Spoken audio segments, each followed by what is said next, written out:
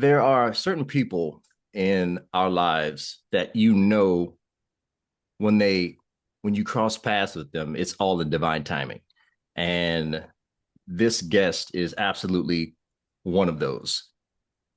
From a simple compliment on a pair of nice boots to 20 years later, we've become amazing friends, colleagues, and just overall cronies in the health and wellness game.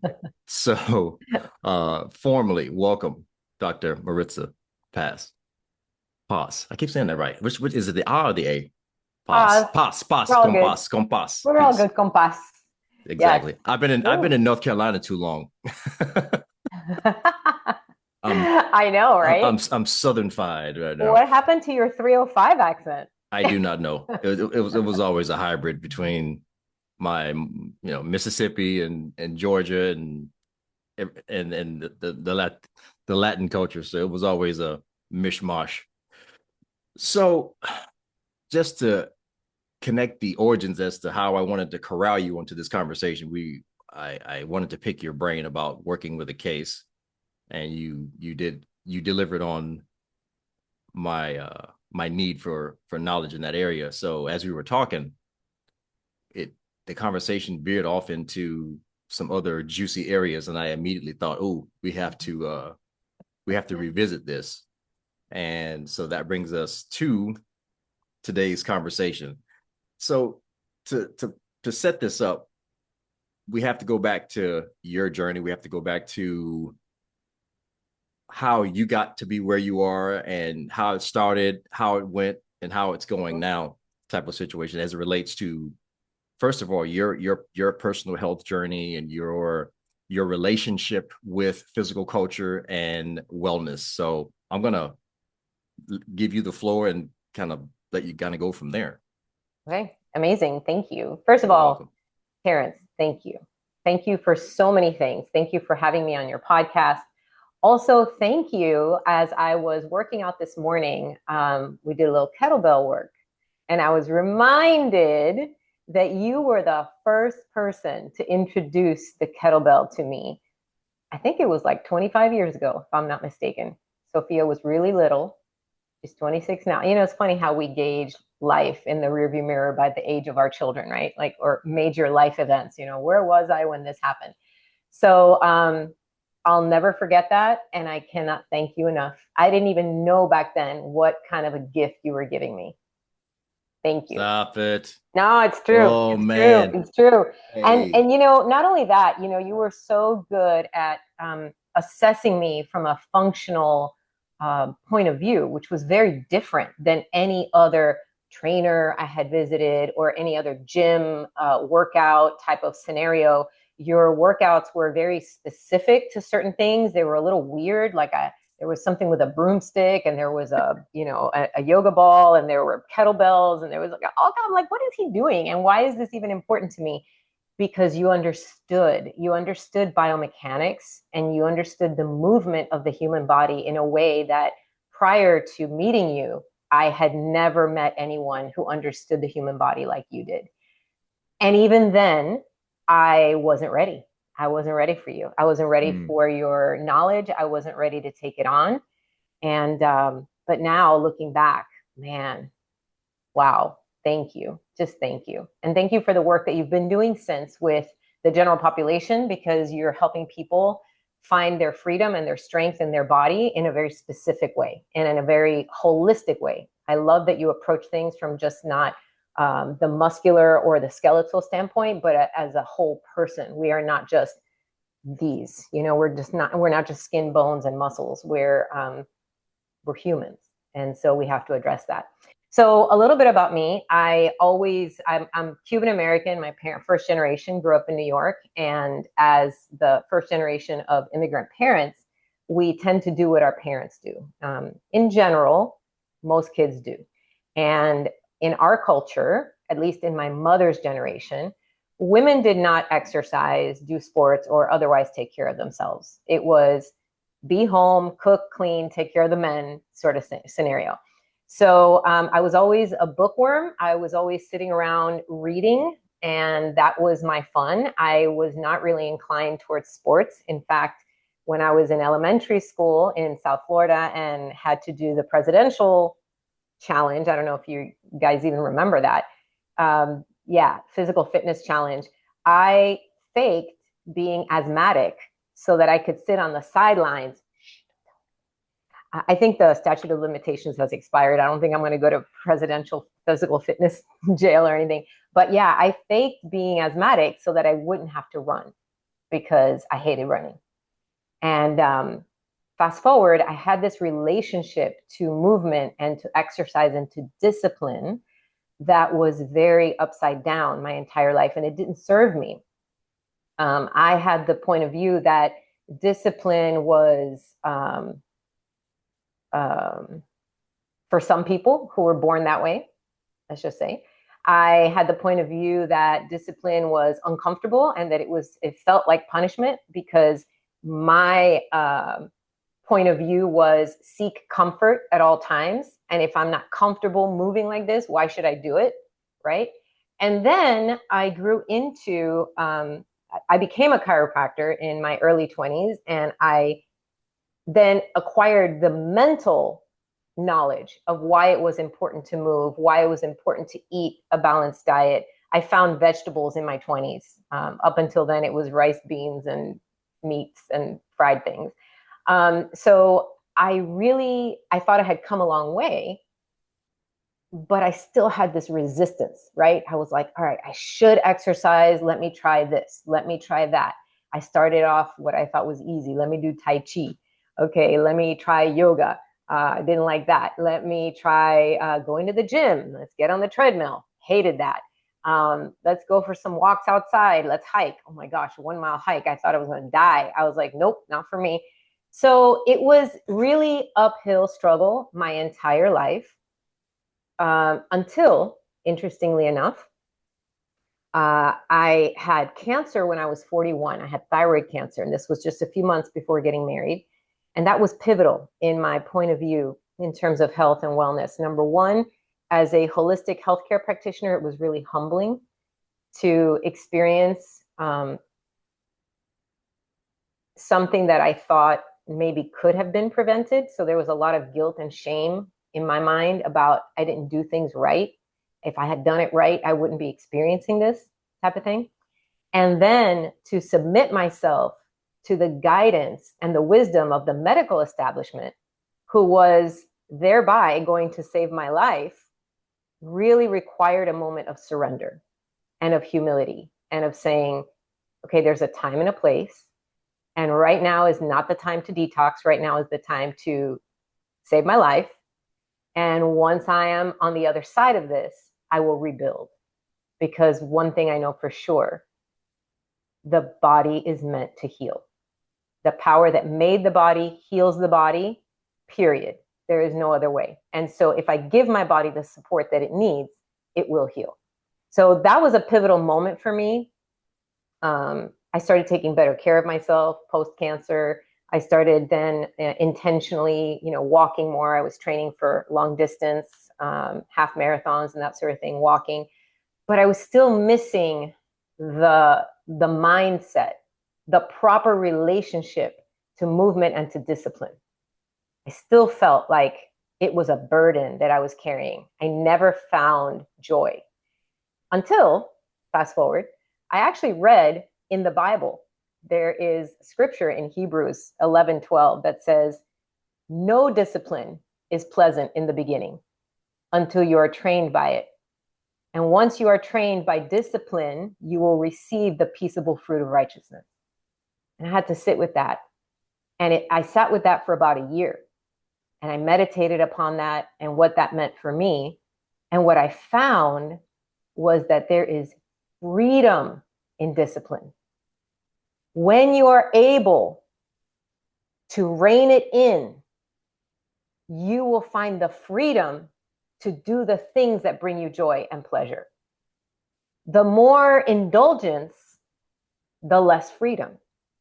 Because then you are bound to that feeling of this thing is giving me pleasure. I want more. That thing is giving me pleasure. I want more. And it's all about hitting up the pleasure centers in the brain cheaply because you didn't work for it, right? Like you just eat a donut and like, ooh, your brain lights up with dopamine, but it doesn't really, you didn't work for that, right? So it's like a cheap dopamine hit.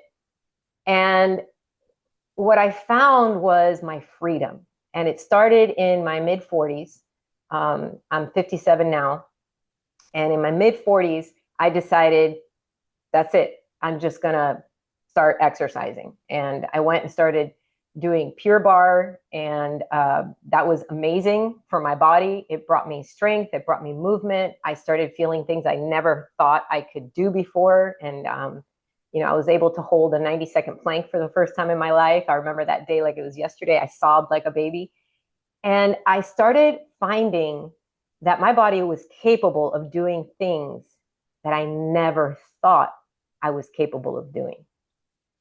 I dropped a few pounds. I was always the chubby kid, right? Because I was always the nerdy kid reading in the back. And as a result of inactivity and as a result of my dietary choices, I was always the chubby one. I always carried extra weight. And at my heaviest, I'm 5'2.25" on a good day. I was 185 pounds. And that's a lot for this frame to carry. So I say that to you not to emphasize, wow, the weight loss and whatever. No, but to emphasize that it's a slippery slope. It's a slippery slope. You never think you're going to get there. And one day you find yourself in a place and say, how did I get here? And the only person that can get you out of there is you. You can't drop your body off at the workout. You can't hire somebody to get your way out of it. I tried, Lord, I tried. I had trainers. I saw you. I did everything, you name a diet, I did it. You name it, I have done it. In my life, I have yo-yoed like a crazy person, trying to find that proper relationship with food and with movement, and it never stuck. And I now, 57 years old, I finally figured it out. And I am so excited to share with you the things that have been transformative for me, because people think it's about willpower. In some sense, yes, you do have to have mind over matter, an outlook that you're going to show up for yourself and keep showing up for yourself because you matter and you're worth it. But it's not willpower in and of itself. There's a lot more to it. So that is the long and the short of it. Sorry, I took up half your podcast, but no, this is your show. This is your kitchen right now. I'm just letting you cook as long as you want. But that was fantastic. I was writing down as you were sharing that amazing journey that is you. Just to tie this in, let's talk about how you have essentially transformed. I mean, I might be biased, but I think you look better now than you did back in 2004. Thank you. I mean, I agree. I look at photos. I agree. I'm like, dang. So when is it too late? It's never too late. Never. Ever. I always tell my clients, as long as you can fog a mirror, you're good to go. So I love you, T. That's my story, and I'm sticking to it. So yeah, and again, I mean, both of us are from Miami, so great, very much aware of the Cuban culture, and like you said, it's all about caretaking and neglecting oneself. It's the uber yin, you call it.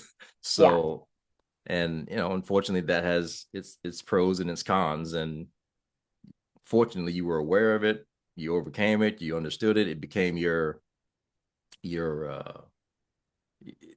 impetus for where you are now. So awareness is half the battle. So I want to break down how you essentially have executed the 4 pillars of the maximum vitality 4 pillars and to being able to achieve what you're doing now. So again, the 4 pillars are frame and fitness, meaning your body, your structural integrity, and everything that you've just mentioned fitness related.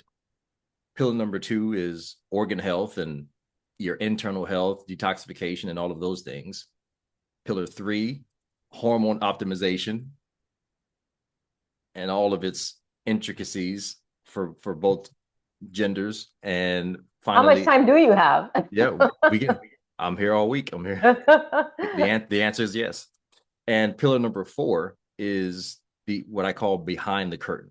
It's the mindset, the stress management, the behaviors, the relationships you have with self-care, fitness, nutrition, with yourself. So let's dive in and again just dive a little deeper into each one of these pillars, starting with pillar number 1, where you were where discipline originally equaled punishment.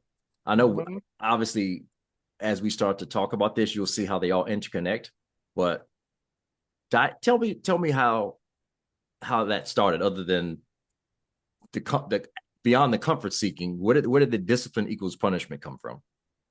Like what's like I what? mean, listen, how we grew up is everything. And I love my parents. I think they were the best parents in the world.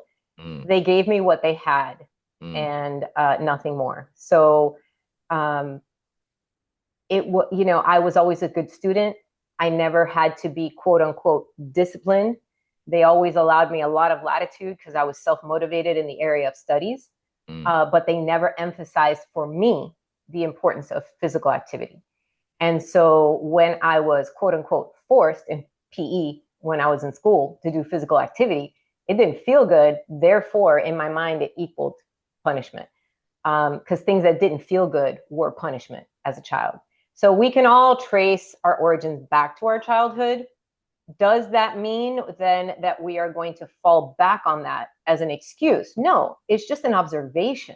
It's an observation of, one of the ingredients that made up the recipe of who you are.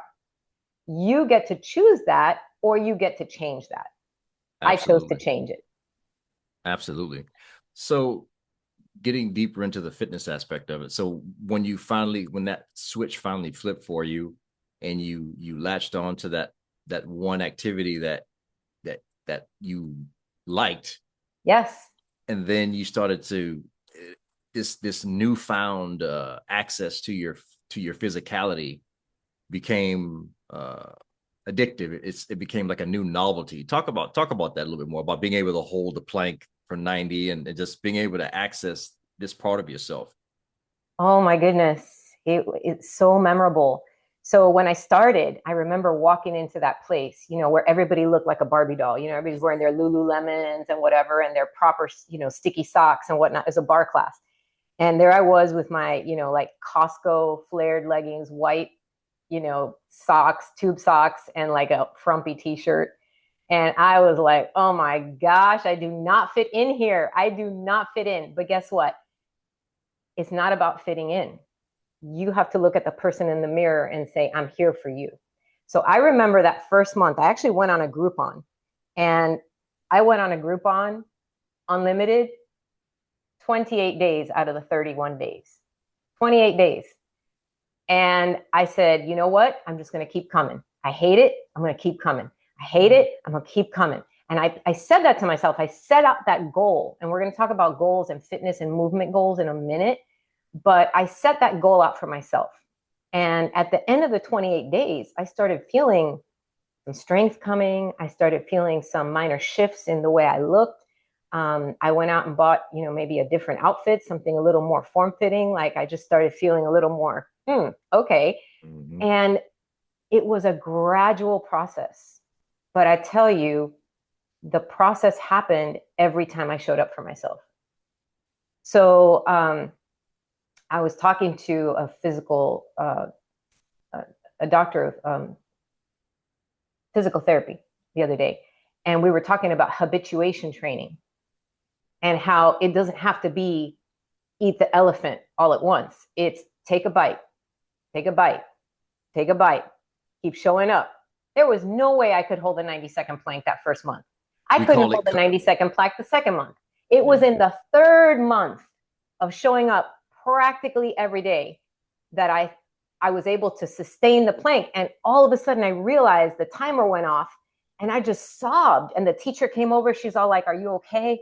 I'm fine. This is a really big deal, because never in my life did I ever think it was possible.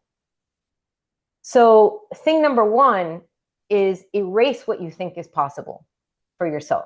Just delete, delete. You don't know until you try. There are still things in my, in my goals moving forward that I'm like, man, I don't know how I'm going to do that. But I think if I break it down and somebody supports me and guides me, I think I can do it. I just don't know how to do it yet. So my mindset went from there's no way I can do that to I just don't know how to do that yet. And that Love it. happened over the last 10 years. That did not even happen that first month, 2 months, 3 months, nothing. It's been 10 years in the making. Okay, so the pillar of fitness and of physicality, at some point I had to bring in other types of movement, right? Because we know that our body works with a multiple array of muscle fibers, fast twitch, slow twitch, all the twitches and all the things, right? And the thing I was lacking, well, twofold: strength and flexibility, which we know are two sides of the same exact coin. So I had to increase my strength, especially as I was shifting into perimenopause, menopause, and now postmenopause. I am rapidly approaching 60. And I know that whatever muscle I have put on by the time I'm 60, that's what I get. Past 60, it's really hard to build muscle and maintain it.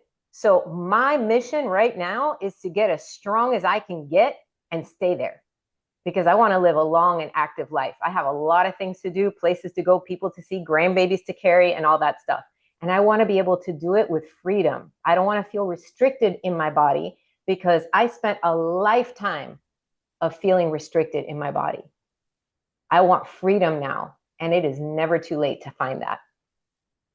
Absolutely fantastic. I couldn't have, I mean, I have zero to add other than when you were talking about habituation training.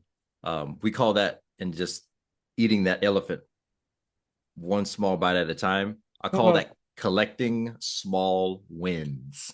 We I collect love it. small wins, and it's so you can see the the universe. The principles are universal. We may use different language for them, but it's all the same, and it's just amazing to see how it always comes back to the truth, which is what we're after. Yeah. So tell me about, so you're trying to put on some muscle, definitely valid, trying to Yep. gain strength. Yep. What's your training looking like these days? So the thing I didn't talk about was the flexibility. I did start adding strength, but also flexibility. So I started doing yoga on a somewhat regular basis. I was fortunate enough to share my lobby space in my office with a yoga studio. So it was just cross the hall. And it took me a while to cross that hallway. You would have thought it was the Red Sea. But I did cross the hallway at some point, and I started finding, first of all, I was very disappointed in how inflexible I was. I felt very rigid and very like, this is so hard. I cannot touch my toes. Why is this? And again, with the shame and with the guilt, like I should know better. I've been telling people this for my whole life. You know, I'm a holistic healthcare practitioner. How could I have not taken care of my body? How could I have not done better than what I did? Well, guess what? You can't trip on the luggage that's behind you because you're not moving in that direction. You got to move forward. So at some point, I had to cut the strings on that baggage. And I had to say, all right, that was done. What am I going to do now? And I chose to move forward. And I chose to engage in yoga, whether I liked it or not. And boy, did I not like it in the beginning. Whew, it was boring. It was hard. The holds were too long. I was inflexible, this and that, until I found my breath. And when I found how to move my body guided by my breath, that was a surreal experience. I remember one time being in a 90-minute class. 90 minutes is a long time to do anything. At that point, I thought 90 minutes was like an eternity to do yoga. And something clicked in my mind about the inhale bringing expansion, the exhale bringing strength, And when I started moving, expanding, contracting, elongating, powerfully moving into things, the next thing I know, it was the end of the class. And I'm like, wait, we're done? I was in a flow state for the first time in my life. And that moment, you know, like when you're driving somewhere and all of a sudden you get there and you don't realize even how you got there. It's that, except through movement. And I found it when I found my breath. So then I was like, whoa, this is a whole other level. And I started applying my breath work to my movement outside of yoga because everything is related. So it's not just like breathe when you're in yoga and then go huff and puff when you're lifting weights. It's also learning how to use your diaphragm, how to use your core, how to engage with your breath, elongate when you need to elongate, make space where you need to make space. So finding my breath was huge. It increased, sure enough, my strength and flexibility to add yoga to the mix. And now fast forward, you asked me, what does my training look like? 3 days a week, I do strength training, and I do it in a class setting. It's a group setting, and it's a circuit training setting. And I'll tell you a little bit more about that in a second. 2 days a week, I practice yoga. On Saturday, that's my wild card day. I get to walk if I want. I get to take a long walk with a friend, or I get to go do a dance class that is like the most joyful thing I could ever do because I love to dance.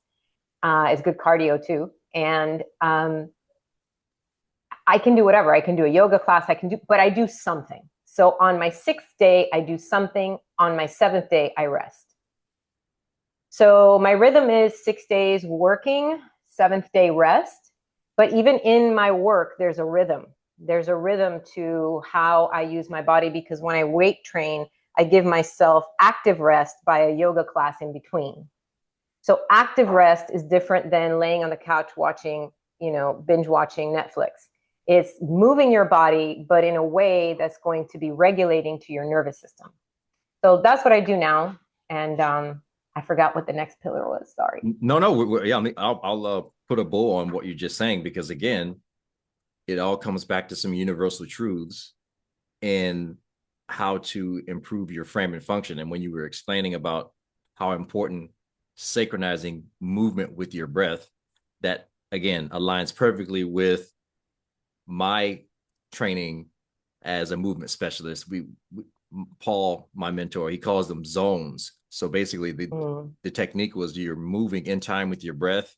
You're extending on the inhale, because inhalation naturally extends, supinates, externally rotates the body, and inhaling does that, and then exhaling pronates, flexes, internally rotates. So the principles are all there. We're just making people aware of the gifts that they already have inside of them. And as soon as you became aware of what you already had, it just compounded, and you're able to heal your body and to allow it to do what it's ultimately capable of, which is again perfect. And then in regards to the performance compendium, so if you're wanting to build the ultimate human being and to be able to have full access to physicality, you would build it like a pyramid, where that bottom foundation would be posture, breathing, and alignment of frame. That second tier would be mobility, or to be able to control that newfound flexibility through coordinated movement. Then the next tier would be your core, which now you have to be able to dissipate and navigate the forces that are being generated to safely apply force. Once you're stable in your core, then you can start to generate force, which would be strength. And then should you want to go climb a mountain or go do something in the wild, you're fully ready to then acquire that athleticism and power. And you essentially explained how you applied and you stacked those skills in the right order and at the right time, and by default, here are your results. So again, just textbook execution of it. And again, we haven't gone super deep into my philosophies, but it works because you applied it, and just another testament to it. It's a beautiful thing. It's a beautiful thing when you take things one step at a time and you let it build upon itself. You know, you don't have to show up at the top of the mountain. You show up wherever you are and you build upon the thing. You know, it's my one of my biggest things to share with people is that any good movement practice will reveal the areas that need work. If you zip through a workout and you're like, I got that. I mean, some days are going to be better than others. Some days you're going to feel stronger than others. But if it did not challenge you, it didn't really reveal the areas that need tweaking. And it's that little tweaking day at a time, one day at a time. You know, like I am realizing that my left side in my legs, my left side is weaker than my right side. So I now emphasize that. I notice when I squat that my right knee just ever so slightly collapses inward. So I have to work on the external hip. I have to, you know, so it's like little things. But if you're not present to the movement of your body, if you don't know how to connect to your body, then you're just going through it just to go through it and check it off the list instead of have it be an act. Listen, working out doesn't have to be an hour and a half. You can do a half-hour workout with maximum intention and you get more out of it than if you were to work out for like 2 hours and hang out at the gym and chit chat with everybody who's there. Quality over quantity. Every time. And technique comes first, and intensity is a distant second. I mean, you said it properly. I mean, sometimes people just think that just because they're checking the box that they're entitled to said result. So, and I say that this is like sports, okay? Fitness and the ability to improve your physicality, it's not ambiguous. If you're doing the right things, you're going to see the results and you're going to see the improvement in performance. So if you're doing a said thing and still not seeing progress, but still having that entitlement mentality, that's where the crossroads comes between your mindset and skill set. So you have to be integrated. You have to be integrated at the end of the day. And you know, I'm sorry, please continue. No, and to your point, you know, when you're checking the boxes and when you're being intentional, there's essentially, again, two main things that must happen with your physical culture and your physical activity and your fitness. Whatever you're doing, it has to improve your frame, and it has to improve your ability to move properly. We got a visitor. We have a visitor in the house. Hello, Choo Choo.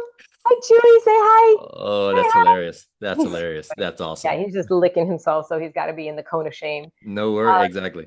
So, but you know, you said something that triggered a thought, which is the thing I didn't share with you guys. Fast forward, is I became a yoga instructor. Who knew? All these years later, that's something that I would take on. But when I teach,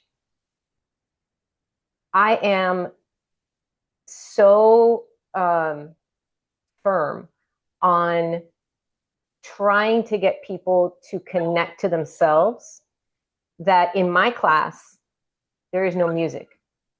So when you come to my yoga class, you have no other choice but to listen to your own breath. That's your soundtrack. Experience what you're feeling in your own body and not be distracted by tapping your toes or singing along, not because I'm trying to be mean or like make it unusually rigorous or difficult. It's not that. It's that we live in a very distracted world already. In a world that says, sensory input, please. The more, the merrier. And when we're looking outward and listening and using our senses in an outward direction, it's difficult then to connect inward. So I try to minimize the sensory input so that when people are in class, in their practice, they can connect to themselves, connect to their breath a little bit more easily. And some people find it difficult because we live in a world where we're encouraged to constantly be distracted. Chewy, come here. Come, just sit with me. Come on. I know you want to be with people. I got it. All right. Sorry. It's all good. Hey, this is He's got separation anxiety, I think. the real But stuff is the good stuff. yeah. So anyway, intentionally connecting to ourselves, in yogic philosophy, there's this concept of tapas. Tapas is the rigor or the discipline that is required to show up for yourself time and time again. And it involves an effort well placed. So where are you placing your effort when you begin your movement? Whether you're weight training, whether you're working on flexibility, whether you're doing some cardio work, whatever it is, where are you placing your intention? Where are you placing your effort? And when you are placing your effort intentionally, you will yield the results. You will yield the bounty eventually. Absolutely. That was fantastic.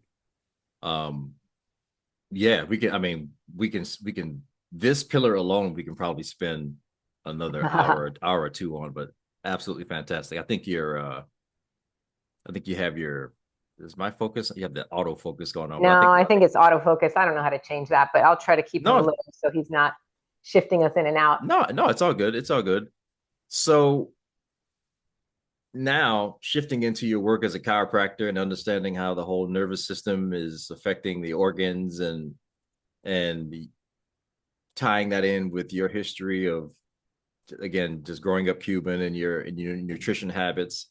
And I guess I'll start it off by saying what I'm teaching with this pillar is that pillar number 2 in organ health. This is the pillar that keeps you in the game, meaning the game of life. And the goal here is if you want to liken it to soccer, we're trying to avoid red cards. we're, in terms of getting problems with your organs. Okay, so and I break it down like this: there's essentially two main ways that the organs get sick. It's going to be from an accumulation of toxins and a chronic and severe lack of nutrition. So we're trying to understand the initial status of the main organs and then seeing where the blocking factors are, seeing who needs the love and send it there for the most part. So so you can kind of tell me what your journey is, and I'm guaranteeing that it'll probably punctuate what I've just said. 100%. I mean, so organ health, internal body health is critical because those are the things that run our body. The organ that I have been focusing on the most, and I'm sorry for that. That's really annoying. I don't know what's going on there. But it's all good. I mean, there's probably that setting, that AI companion. You could probably, I think it's called AI companion, and you can just kind of like let's see if I can find that. at the bottom there should be that star, and I think if you turn that off, it'll stop. At the bottom, I don't. Let me see more. If you, well, maybe in my Audio setting. settings, backgrounds, and effects. Maybe the effect. Yeah, but that effect, I think it's an autofocus or something like that. No. Or AI companion or something like I that. don't have that. I don't Really? have that on my screen. Okay. Let me see. Reaction, stop Let me see if it's video, mine. share. Yeah, no. Oh, wait. An AI companion is on. Stop AI companion. Let me see if it's How do I mine. do that? Features me. Meeting is being recorded, transcribed, and AI companion is on. Maybe it's on your side. I turned it off on mine. Okay, cool. So it should be all right. It should be all right. So let's talk a little bit about organ health. And I wanted to share that there are too many organs in the body to cover in one podcast, right? Absolutely. So we want to zoom out and look holistically at the human body and know that our organs run the different parts of our body, but there is one organ system that controls, coordinates, and organizes all the others, and that is your nervous system. We will talk more in depth about that in another pillar, but the nervous system is crucial to the health and management of all the organs in the body. So establishing that, we also know that our organs need to be fed because our organs run on energy. Our entire body runs on energy. So what you fuel your body with is the performance that you're going to be able to get.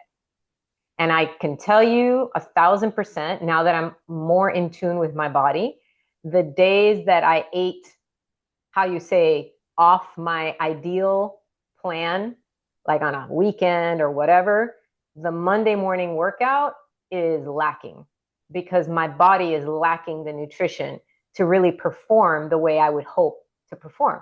Mm-hmm. So feeding your body is like fueling your vehicle, right? And you can choose if you're going to put in low octane fuel or high octane fuel, but high octane fuel is better. Another aspect that you mentioned was detoxification. So, a clean diet will assist your body in performance, but when you're exposed to toxins and they build up in your body, they will break down your body over time. And that breakdown is somewhat invisible until it becomes a problem because your organs are meant to run in the background. You don't feel your liver, I hope. You don't feel your intestines working or your small intestine breaking down things and absorbing things. Like it's meant to be invisible, running in the background of your life. So when you're starting to feel something, your body is saying, hello, something is wrong, and it's time to get a checkup. So functional blood work is non-negotiable if you want insight into how your body is running. If you want to know what your organ systems look like, you need measurable outcomes. You need measurable, what am I trying to say? Data.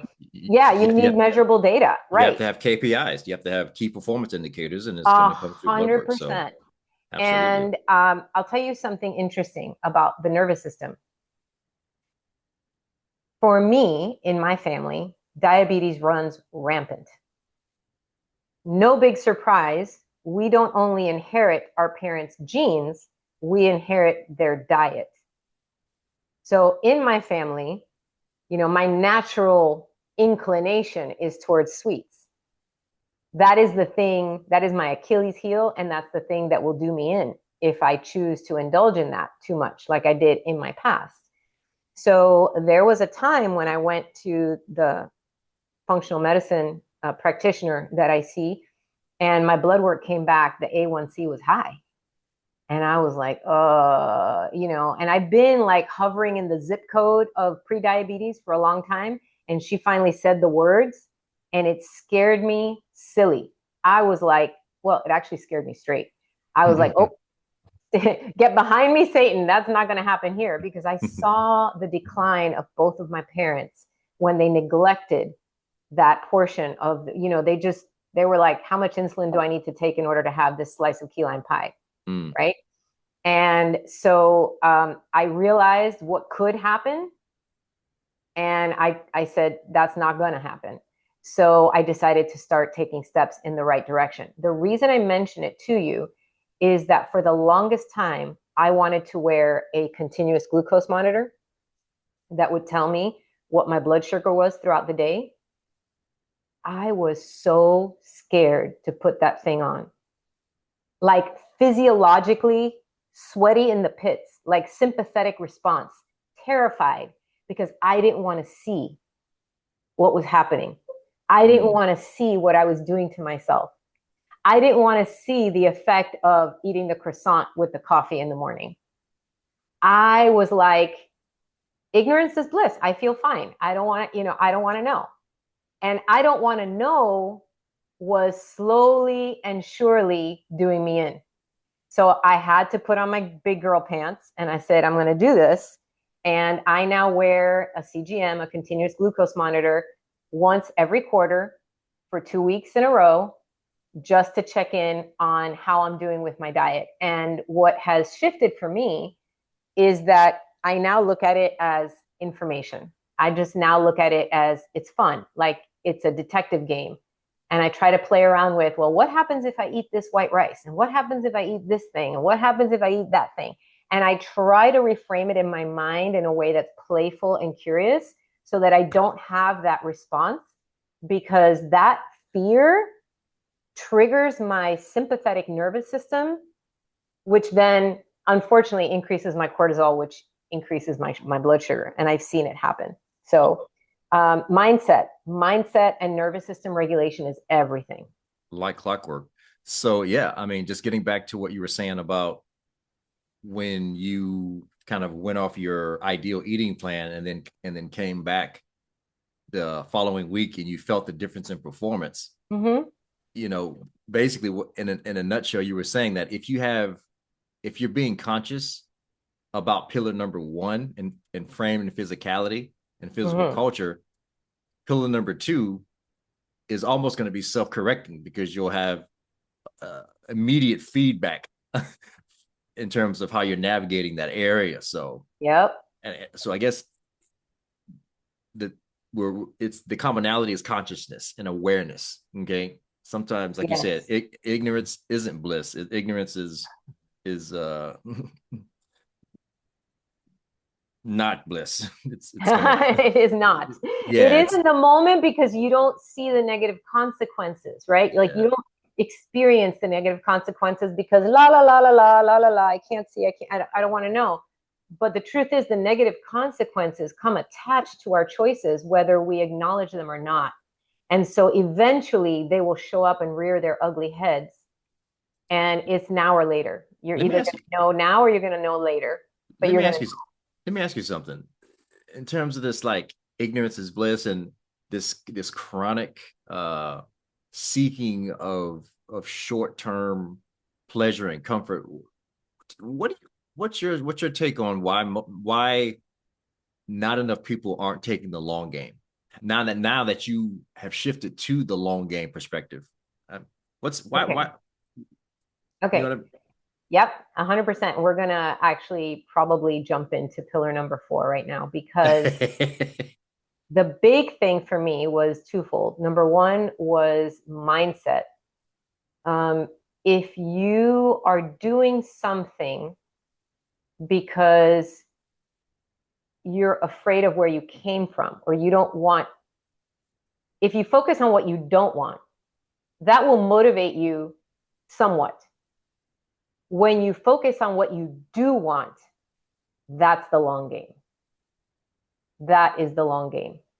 When you focus on, I don't want to feel that way anymore, for me, that was the catalyst that got me moving. I got sick and tired of being sick and tired. I got sick and tired of being not strong, unable to move, inflexible, achy all the time, pains here and there.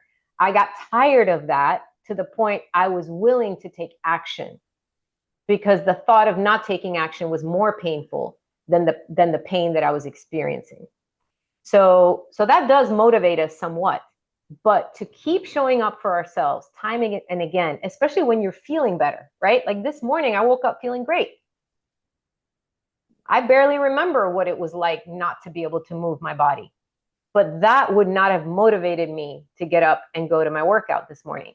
What motivated me to get up and go to my workout is what I'm working towards. mm, I'm working on healing my shoulders. I'm working on more mobility on both sides. I'm working on increasing my weight. I'm in meaning like, my resistance. So progressive overload. I am working on building muscle. If I don't show up for myself, I can't build muscle. In fact, my muscle is just going to wither. So these are things that move me into the future versus moving away from my past. mm. So that's number one, mindset. Yeah, this is huge. So it's the difference between avoidance is keeps us short term and Mm-hmm. desire pulls us forward. It's weird. It's like if you want to equate what you just said to movement, on average, we can pull more than we can push from a weight wise. Like I can deadlift. Most people can deadlift more than they can bench press. Huh. Okay. Interesting. So Yep. metaphorically, when you're avoiding something, you're pushing that thing away. Okay. Okay. And Okay. then, but when you desire something, when you have a goal, when you have a North Star, that thing is you're being pulled towards that thing. Yes. And it's so when you think about it, once you find that North Star, it almost feels like it's easier to go in that direction. But because it takes more effort and energy and chi and life force to push that thing away, it's we ended up draining ourselves here as Mm-hmm. opposed to enlightening and invigorating ourselves here. So it all, does that make any sense? It's It all makes it's a lot all of sense. on And I on all think levels. something that, first of all, I love the way you framed that. And I didn't know, by the way, about the push and pull. And of course, it makes total sense. You Yeah. can pull more than you can push. But the thing that you brought to mind when you said that is the next thing I wanted to share, which is um, the mindset of hang on a second, I just lost my thought. That's okay. Take your time. I mean, There it went. I took you over. No, you were talking about No, short I would term. just, I'm deep in what you said. I loved what you said. I loved what you Yeah, said. it was, you were talking Um, about like short term and long term. right. Um, and then Short term and long term. and Okay, then it'll come to me. But it was important because that's the next. But so the thing about moving away from what you don't want is that is a place of fear. I'm afraid to gain weight again. I'm afraid to lose muscle. I'm afraid to go back to where I was. It is a place of fear. And fear wreaks havoc on our nervous system because what our body perceives as a threat is going to spike certain chemical reactions in our body that bring us into a sympathetic overload, meaning that our nervous system will be in a chronic state of fight or flight. Let me ask you a question, T. When you are like super stressed out, maybe this is not a fair question because you've logged so many hours of discipline in your life, maybe it doesn't apply. But when you're super stressed out, super stressed, do you reach for celery sticks and carrot or do you reach for comfort food?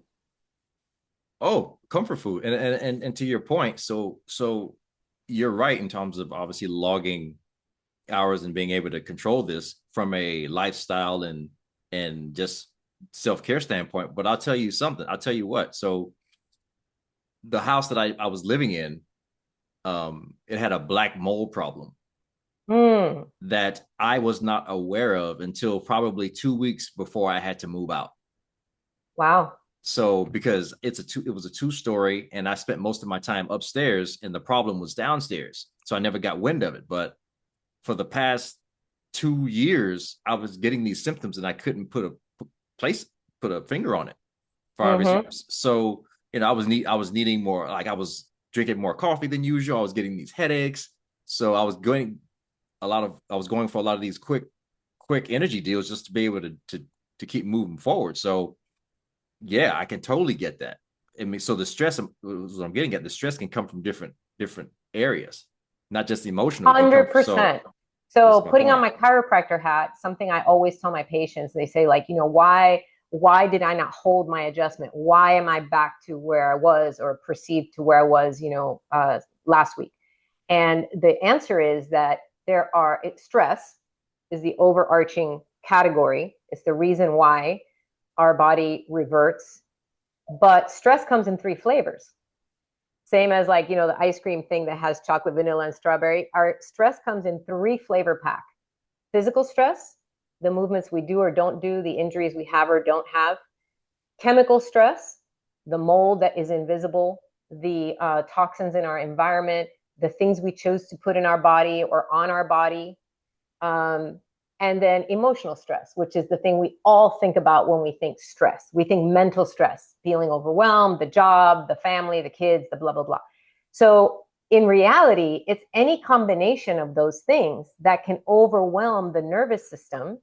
And the point that I was trying to make is that when you are overwhelmed by one or more of those stress categories, you are unable to make good choices. So, if we want to just look back on my story for a minute, my entire life, I thought I had a willpower problem. What I really had was a nervous system regulation problem.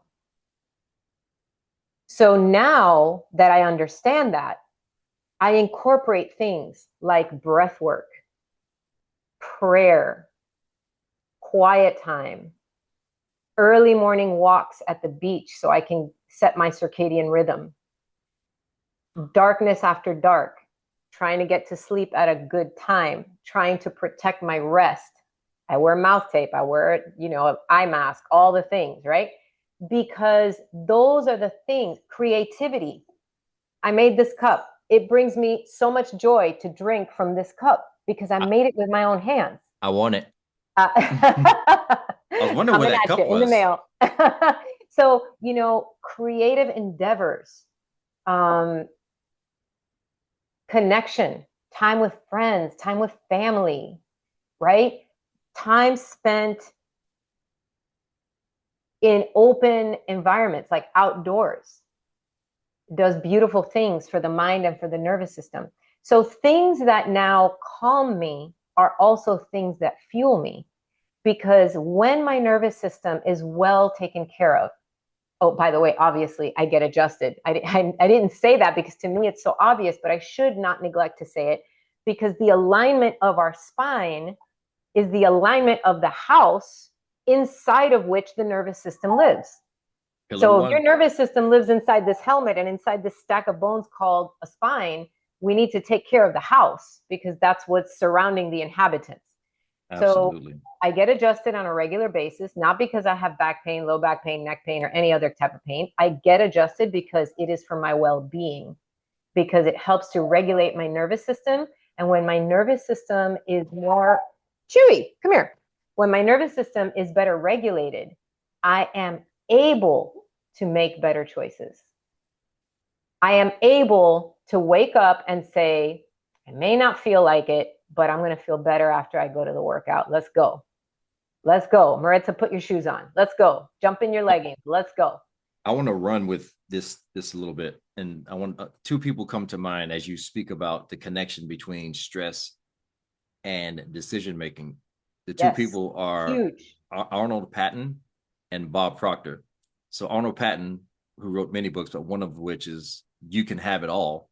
And in that book, he mentioned stress is the most powerful thing that can wreck your health. And the most powerful way to deal with stress is through meditation and breath work and such. I mean, that's a loose quote, but it comes back to that. So, and what Bob Proctor says is that in order for us to create magic in our lives, we have to be able to access our higher faculties. That's your intuition, insight, higher levels of judgment. You cannot access your higher faculties when you're stuck in a sympathetic dominant or highly stressed state. So exactly. Exactly. And a healthy nervous system is one that can show up in sympathetic mode when it's necessary. There are times when you need to fight or flight. There are times when you got to get to the work space and there's traffic and you got to move, and whatever is happening, you have to show up and respond. There are times when, the challenge before you is great and you got to show up. And so being in sympathetic mode now, it just seems to get a bad rap. It's just part of how we're supposed to exist. You just can't get stuck there. But when we get stuck there, that's what wreaks havoc, because true health, really, if you want to break it down, is your ability to adapt. Your ability to adapt to your external stimulus, to the external factors of your life. If you have a healthy nervous system, your body is able to adapt to those things. Adapt to the stimulus of the added weight. Adapt to the stimulus of the food that sits before you. Adapt to the stimulus of, a lot of spinning plates. I was a single mom for 10 years and I had to run a practice and I had to figure out my kids, healthcare, and I had to figure out, all the things by myself. So, at any given point, we can feel overwhelmed, and our body's ability to manage the experiences of our life is directly connected to the health of our nervous system. So to break it down once more, I get adjusted. So non-negotiable. I see my chiropractor, period. Hard stop, end of story, having nothing to do with how I feel. I practice meditative activities So meditation can be sedentary or static, sitting, breathing, focusing the mind, or it can be moving meditation, as in when I'm practicing yoga and focused on my breath, or as in when I'm walking on the beach and I choose not to have my AirPods in, or when I have zero music, I'm listening to the soundtrack of the ocean. I'm feeling the sand between my toes. These are meditative practices. When I'm working with clay and a lump of clay is spinning between my hands, and all I can feel and see is just the sensation of the clay, that's a meditative act. So I live intentionally sprinkling in meditative acts through my day and through my life. I also discovered a hugely restorative practice called NSDR, non-sleep deep rest. Mm. If you're not familiar with it, you can look it up and find some soundtracks on YouTube and Spotify. And it's little bits of guided meditation, if you will, that bring your nervous system into a deep state of calm for a few minutes. So when I am feeling really tired in the afternoon now, let's say there's a 3 o'clock slump, instead of reaching for something sugary or caffeine, I sit in my car, I turn on my NSDR protocol, I lay back, and I promise I don't even know what they're saying. I hear the first few words and then I hear the last few words. And whatever happened in between was deep rest. But I wake up feeling like I had a nap. And it's been one of the biggest gifts in my life. So NSDR. No, but that and breath work. Yeah, yeah. breath. Just learning how to breathe and stopping during the day to breathe and be intentional about breathing. Those are things that have helped me to shift that perspective of discipline equals punishment to I'm going to show up for myself again. And I'm going to show up for myself again. And now I realize that my willpower, quote unquote, oh, I don't have the willpower for that. I can't do that.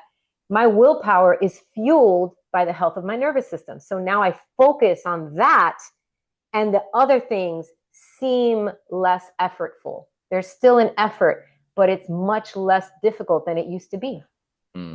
Beautiful. Yeah. So you were getting back to your meditation. You again, you summarize it. Like even in my book, I have the distinction is direct meditation versus indirect meditation, and you described it perfectly. This is coming out of my book, The Belly Shred Method, of which you are mentioned inside of it. Like I mentioned before, you're one of my thank yous in there, but so that's why I wanted to bring that up. But yeah, I mean, the meditation part, be direct or indirect, whatever resonates with the person at the time, go for it. But obviously, we do both. But your art and your ceramics and those types of things are your indirect meditation, and then the yoga and breath work is your direct meditation. Yeah. But and segueing into what you were saying about the health of your nervous system and the ability to adapt to your environment.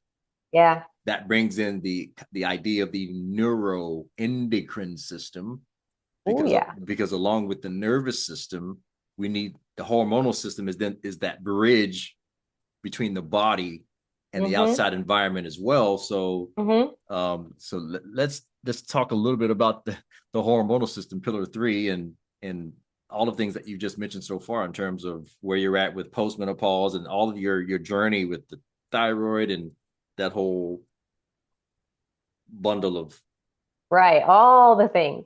So so I had thyroid cancer when I was 41, and like I said, submitted to the wisdom of the medical profession to save my life in the moment, and then afterwards decided I was going to support myself in a different way. So got some deep blood work and figured out the right combination of supplementation for me. And of course, the human body does change. So don't think that it's a one and done, right? Like, oh, this is what I'm going to take the rest of my life. It doesn't work that way. So you check in with yourself every few months, however often it is recommended, but you check in and you make tweaks along the way. So I supported myself through supplementation and through nutrition, supported the thyroid that was no longer there, and supported the endocrine organs upstream and downstream. So pituitary gland, hypothalamus, breasts, ovaries, all those things. And it worked really well for me for a long time until perimenopause decided to come and visit. Not a nice fellow, this Perry. And, fortunately, because I had been taking relatively good care of myself, I didn't experience the harsh things. Never once had a sweat, never once a night sweat, never once a hot flash. I was slightly irritable. And okay, maybe my family would disagree with that. Maybe it's like more like really irritable, a lot of dryness and lack of libido. That's really sad because I love my husband. So these are the things that I experienced, but I didn't experience the horrific, like typical menopause thing. So I thought, all right, I'm good. And I was taught that hormone replacement therapy was a bad thing because, you get cancer from that. You're going to get breast cancer. You're going to get uterine cancer. It's artificial hormones your body doesn't need anymore, and blah, blah, blah, blah. Okay, great. So I believed that, and I didn't do anything into menopause and even post menopause. I went into full menopause in 2020, right when the pandemic hit. So that was really fun living in my house that right then. We were locked up in a pandemic, and I was really cranky. But what I came to find later is, having done more research, is that hormones are very supportive of certain areas of a female's physiology. And for me, one of the things that happened in my blood work is my cholesterol started creeping up. Never in my life, ever, had I had ever a cholesterol issue. I was always the poster child from your cholesterol, your triglycerides, your lipid profile is perfect at all times. My lipid profile started changing. And I thought, ironically, my A1C started creeping up, which I thought was a lifestyle thing, which it probably was lifestyle driven. But also that's an area, insulin sensitivity and insulin resistance starts to creep up in women who are peri and postmenopausal and menopausal. And I just didn't see it happening until I did the research. And thank goodness we're living in an era now where there's an abundance of information. You follow certain people online and you're like, wait a minute, how did I not know that? And, big props to some of the people that have really re-educated me on the importance of hormones, and Absolutely. especially for females going into menopause. So I am now on a hormone replacement therapy protocol that is specific to me, because I didn't just go online and sign up for send me the hormones. I did blood work, and it was determined I was like sub-zero on everything. And we started very, very slowly, very slowly. And so finding the sweet spot in the dosage, I'm still, working my way into that. I think I'm at month 4 or 5, starting to feel much better. Testosterone has been a game changer for me in terms of strength. Where, I was working so hard. I'm like, why am I not, am I that old? I'm not really gaining strength. I don't get it. And I was really lacking in testosterone. Libido is back online. Thank you, Lord. And funny enough, my cholesterol has started dropping back into normal range. Have I done anything different with my diet? No. Have I supplemented with good fats? Yes, but I always have.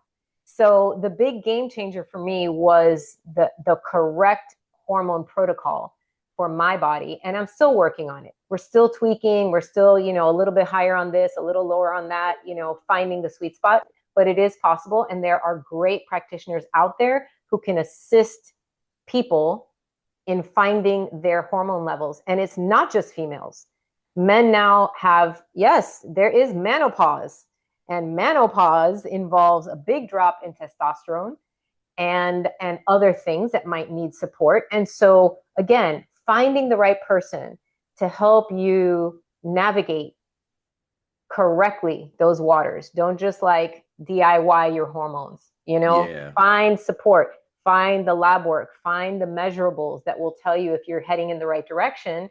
And if you are a candidate, there's nothing to be afraid of, right? There are some Correct. things that, you know, if certain things ran in my family or my mother had died from this or that, or, you know, that I might shy away a little bit, or if I had certain markers or certain health history myself. But being a perfect candidate, I can't say enough good things about HRT when Yeah, this done correctly.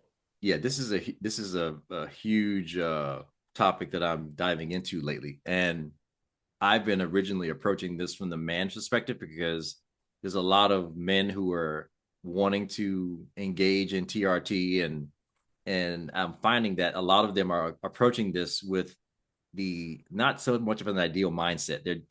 A lot of times what I see is that a lot of men are using TRT to cover up for a dysfunctional lifestyle Mm, without hundred percent. putting Same in with the women, by the way. exactly, and that's my point. Yeah. Where you were just explaining that same potential phenomena, but from the female side. But I guess my point is it does go both ways, and it's important that number one, you have to prepare your body to receive the HRT to be able to extract maximum benefit, whether you're male or female.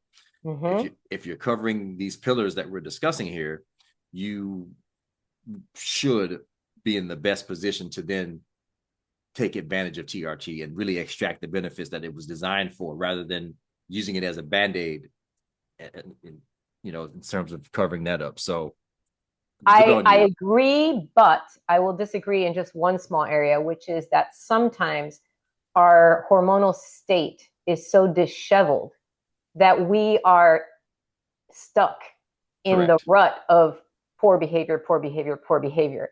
And sometimes tweaking the hormones is enough to lift that heaviness, lift the veil, and you say, wait a minute, I am able to feel better. So let's go. You know, Agreed. let's do a little activity. What if we don't eat the donut? What if we start eating salads for lunch? What if, you know, and one good thing leads to another. So I always tell people health is never, you're never at a place where you're going to tread water. Sure. Never. There is no such thing as neutral. You're either in an upward spiral or you're in a downward spiral. Period. Hard stop. So treading water doesn't exist. You're always working towards something or you're falling into something. Chewy, what's going on? You have something to say about that? I think he thinks he agrees. Yeah. So if there's going to be something that might shift your perspective enough to get you Mm, moving in the right direction, it's those incremental steps that then gain momentum like a snowball. yeah. You gain momentum in the right direction, and Absolutely. then you can address lifestyle, and you can, you know, really build up those pillars, and everything supports everything else. So is it the chicken, is it the egg? I prefer to build the pillars, but honestly some people are so deep, My they need point. to Yeah. do something, they need to do Absolutely. something. Yeah, HRT can be a catalyst, and that's essentially what you were explaining, and I agree with you 100%. I mean, in your case, your hormonal levels were low despite having done all the work, and by adding that in, it just created that shift. And Mm-hmm. obviously, I guess it all boils down to consciousness and intent, and approaching things from a integrative perspective. But yeah, Yeah. it can definitely be used as a catalyst, and I get that 100%. So yeah, I think we're in agreement there. But awesome. I mean, with with that, so you're on, I guess, bioidenticals or Yeah. something relative to that. Exactly. Mm-hmm. Eh, Yeah, compounded stuff, a little bit of Perfect. this, a little bit of that. Progesterone comes from the regular drugstore. But you know, it's been working for me, and I'm beyond happy that I found it. I have also read that there is a 10-year window inside of which, from the time of actual menopause, to really receive the maximum cardioprotective benefits from hormone replacement therapy. So I started 6 years into menopause, and I wish I had, or almost seven. What am I now? I'm 57. Ooh. So I started a little on the late side. I really wish I had had this information 10 years ago. But, It's now I can tell other women. absolutely, Yeah. absolutely. You had it on. I would say it's in divine time. You started it when you were supposed to. This is where you have to surrender and say, hey, this is my time. And I mean, I think I hadn't seen you in a couple in a bit, but you definitely look even more vibrant than the last time I saw you visibly. So Thank you, T. whatever you're I doing, really it's am so working. grateful for this body that moves and heals and is able to transform. Um, yeah, just Yeah, feeling grateful. I'm living my best life right now. love it, love it. Yeah, we got to I want to encourage people that it's possible. I think one of the things that I saw and just came to my mind is, who do you surround yourself with, right? And my perception when I was younger was that my girlfriends that were fit, they were just like that. They were just born that way. I have a girlfriend who's really thin and she eats bagels and this and that. And I was like, well, if she can eat that, why can't I eat that? Right. But my body is not the same as her body. And eventually, fast forward 30 years, it has caught up somewhat. Right. So, comparison kills your joy and kills your journey because it's about you, not about the people next to you. B, find people who you would like to emulate in the area that you're struggling in. So if my difficulty is showing up for exercise, and I'm going to tell you right now, I have more workout equipment in my house than any human should have. I have a yoga trapeze. I don't know how many yoga mats. I have a kettlebell. I have a place to, all the things. Do I do that at home? No, because I don't push myself at home. Let's talk about, I want to bring this around full circle to what even prompted this podcast, which was I was sharing with you that I have more years logged in my nervous system as a sedentary person than I do as an active person. So now I have to counteract that. How do I counteract that in my everyday life? That is a big deal. Our nervous system is a huge computer that records and stores everything that we have done and has been done to us.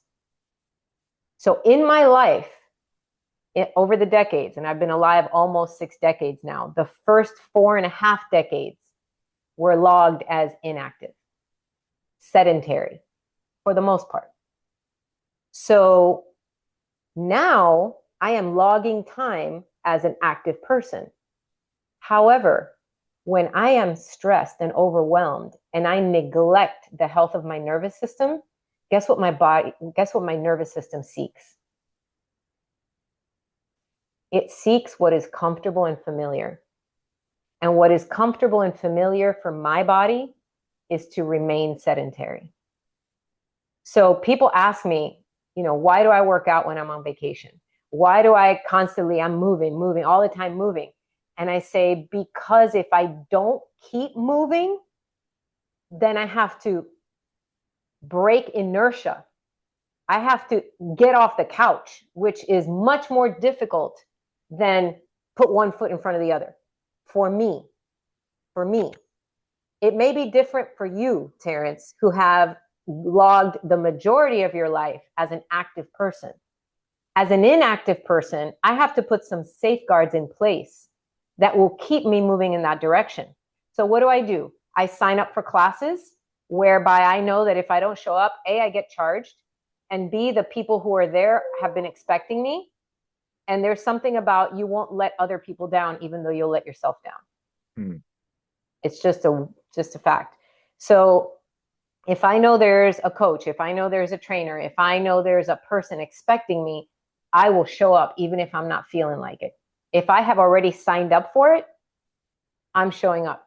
So what I do is on Sundays, besides meal prepping, is I sign up for all my fitness classes throughout the week. I sign up for my workouts on Monday, Wednesday, Friday at 8:15. I sign up for my yoga on Tuesday, Thursdays at 9 a.m. And on Saturdays, I wake up and decide what I'm going to do that day.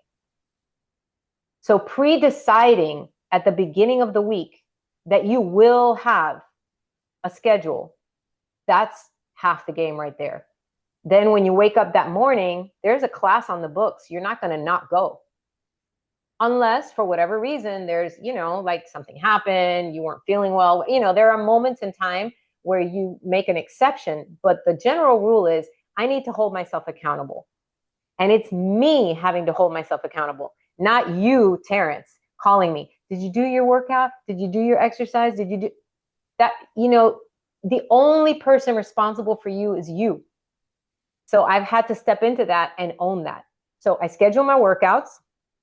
I schedule in my restorative time because I need to give my nervous system and my body a break to rest and recover. So recovery is huge. I have to build in recovery into my week. I take care of my nervous system in all the ways that we described. And even then, I have to allow myself the freedom to have dinner out with friends, have a pizza party at my home, do the things that do bring me joy and light me up. And if I have a small piece of a brownie, it's not going to be the end of the world, even though tomorrow I'm going to pay for it at the gym because I didn't fuel myself the way that workout would require. But it's okay. That's where finding balance comes in. We call that the 80-20. But finding yourself, knowing what your weaknesses are, knowing what the things are that are going to drive you back to that place of being sedentary, and putting in some safeguards that will keep you active, that's the key.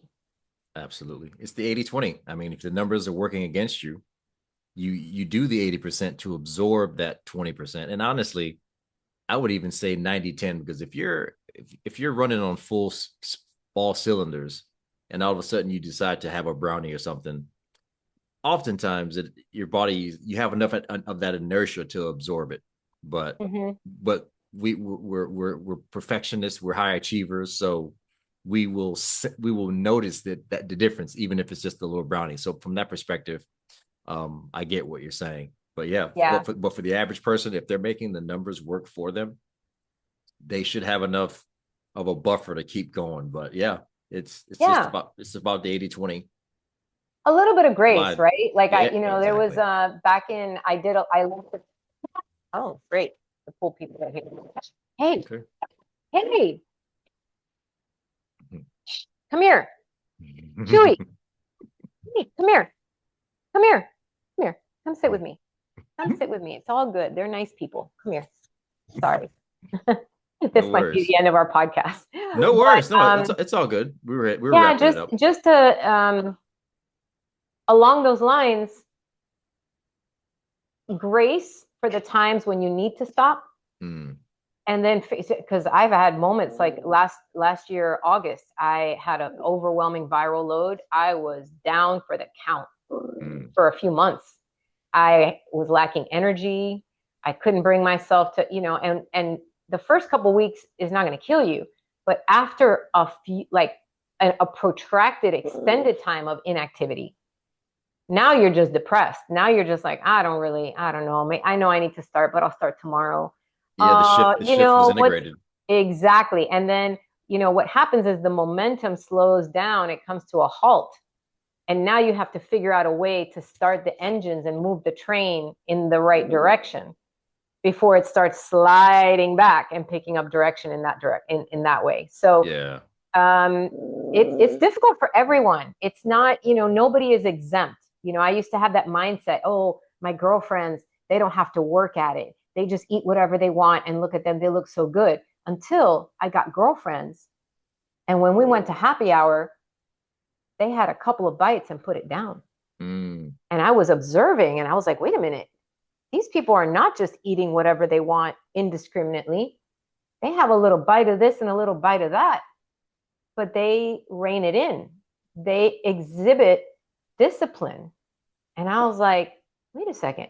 Maybe they do work hard at having the body that they have. And these are the same girlfriends who we wound up working out together every morning. We met each other at 8:15 class. And 10 years later, we still get together for birthdays and holidays and things because you build a bond with people when you share a common challenge and when you're working towards a common goal, which is health and well-being. And when they support themselves, they don't realize that they're also supporting you. So by the Absolutely. same token, when I'm out and about with my girlfriends, my behavior, my choices can either support or sabotage someone else. Mirror neurons are real. Very aware of that. Your environment and who you surround yourself with is it's powerful. It can be an asset or a liability, and you chose to surround yourself with that energy, and it's bleeding onto you, and Yeah, that's all we can hope 100%. for. So To be use your clear, we're environment. never responsible for other people's choices. Sure. But if we can, from the overflow, the Yes. Bible also says that from the overflow of the heart, the mouth speaks. If we can, from the overflow of our gratitude, from the overflow of all the things that we're doing to nourish and fill ourselves up, if we can spill out over onto the people around us and lift them up, we can be encouragement and we can be motivation and we can be inspiration for other people, because other people have been motivation, encouragement, and inspiration for us. That is a blessing. Amazing, amazing, amazing. When the conversation is fruitful and the thoughts are flowing, we tend to go quantum. Here it is almost 2 hours later, and we still have feels like we can go on for another 8. You said 2 hours? No. Yeah, it's almost 12. Oh my gosh. Exactly. Talk about flow state. I didn't even realize that. No worries. It's Wow.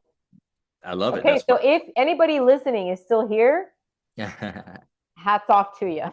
No We may worries. have to do a little editing. No worries. It's all good. That's why we're here. The good stuff. This is what we do. But no, that was amazing, and we'll definitely be doing it again. Thank you for sharing all of your wisdom and knowledge and insight. And like always, I appreciate you, and I look forward to doing more of these. Thank you, T. Thank you so much for having me. Thank you for who you are to the world and to me personally. God bless you. Bless you. Thank you so much. Bye. Bye.